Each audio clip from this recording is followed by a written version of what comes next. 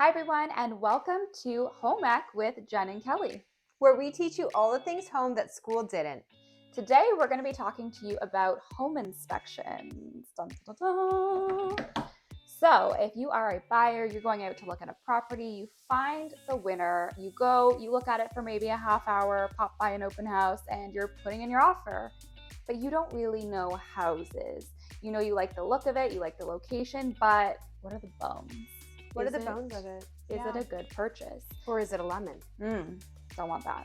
So you're going to have your agent put in a home inspection condition. We talked a little bit about conditions in our previous episode, so if you want to understand that better, hop back to that one. But ultimately, at this point, you have a condition for X amount of days to bring in a preferred home inspector and have them really break down what's going on with this property. So what are they looking at? Okay, so first and foremost, I've said his name several times in previous recordings, but do not use Bob the uncle. You cannot use him. Unless he's an inspector. Unless he's an inspector. You really want to get in there and actually figure out what is up with this property, so you want to go with a licensed professional. So how much does a home inspection actually run you?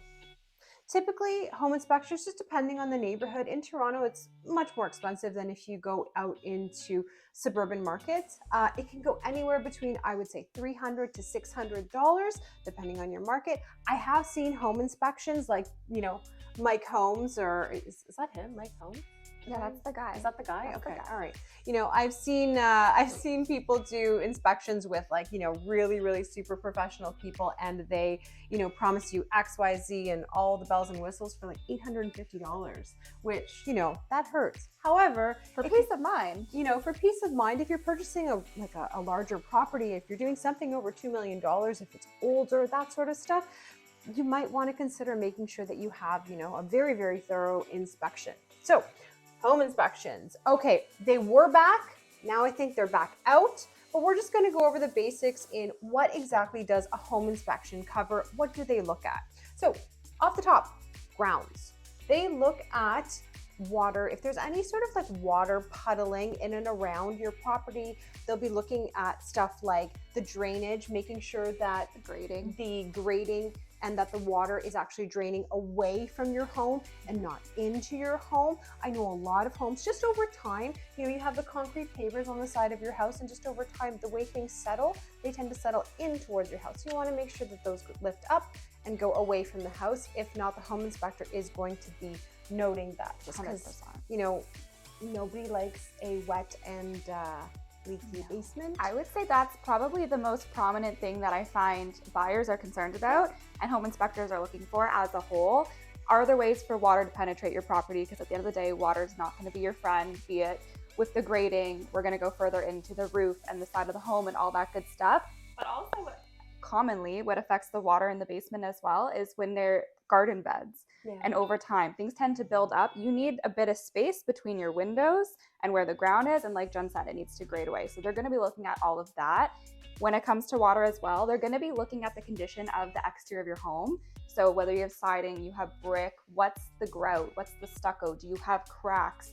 Is there anything that needs to be filled or patched to make sure that water's not penetrating into the walls of your home? Because you don't want that. Exactly, and that leads us on to the next thing that they do look at is structure. So inside the home, going off of, what sort, is it a concrete foundation? Is it a cinder block foundation? All of these sort of things. Are there cracks in the foundation? Is the home going to literally tip over, break? I've seen it all, guys. I really literally have seen homes that are like this. So if you're looking at an older property, those kind of inspections, the inspectors that look at that, they all look at that, but that's something that's very important that they do look at.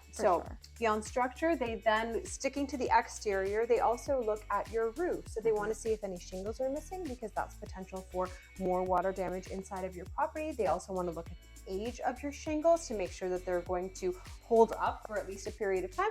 And if not, they'll just give you, a general hey, these have got about, 2 to 3 years left or 5 years left, whatever. That might be something that you could go back and negotiate on with the sellers. But they look at the roof, they look at the exterior, structure, grounds, and then last thing that's kind of in out, windows, doors. Yeah. Making our way in through the windows and doors. So that's super important for so many reasons. Again, maybe perhaps you have things that aren't sealed correctly, that can lead to water, but it's also just how old are they? Are they going to need to be replaced? Do they function properly? And is there heat loss also happening? Are they, is it functioning environmentally properly? friendly? Is it being efficient for you and for your home? And is that going to affect your heat bills as well? Absolutely, absolutely. So if they look at that, they will then go ahead and look at the plumbing. So they're going to, turn on all of those faucets in your kitchen, in your bathroom, in your laundry, make sure that they're all going properly. Here's a fun one. Always make sure if there's a bathtub, fill it.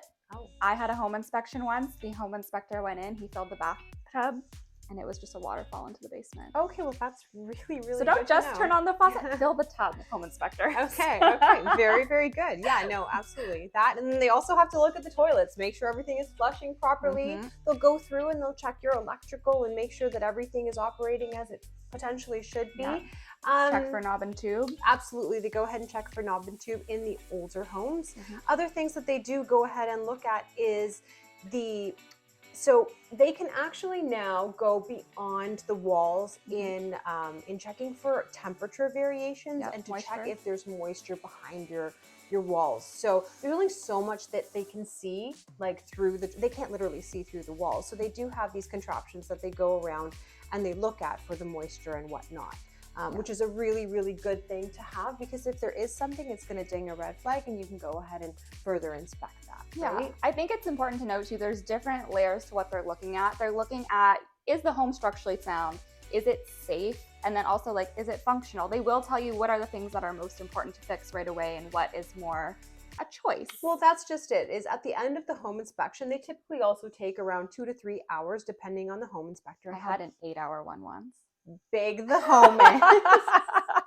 I get that. That's quite extensive. But yeah, no, depending on how big the home is and if there's external structures and what. But at the end of the day, they're going to give you this lovely home inspection report that details and itemizes everything that was wrong with the house and everything that was good with the house, so that you know exactly what to do.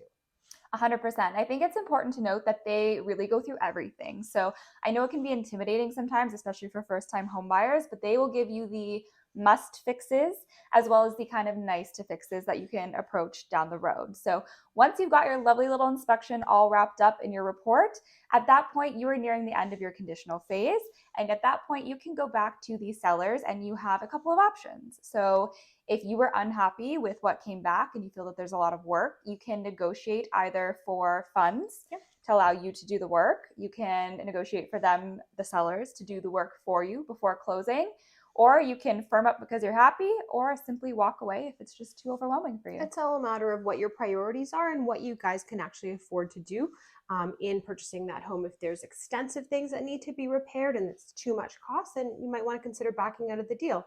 But that's why it's there. Yeah.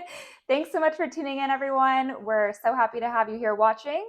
If you enjoyed this episode, please give us a little like, subscribe, leave us a comment. We'd love to chat, and we'll see you next time. Until next time. Bye, guys.